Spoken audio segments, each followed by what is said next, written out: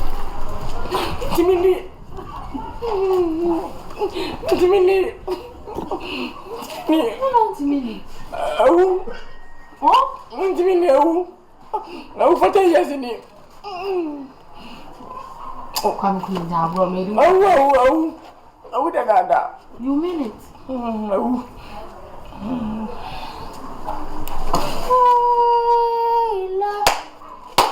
Let him in, sir. Doctor's men, you didn't mean me. To come over himself. No, we're coming here today. Where am I fit? Oh. The coffee, Jimba. I'm moving and teaching Bemmer. Oh, my God, somebody catch me, Mamma. Oh, my mother, when you send Bemmer.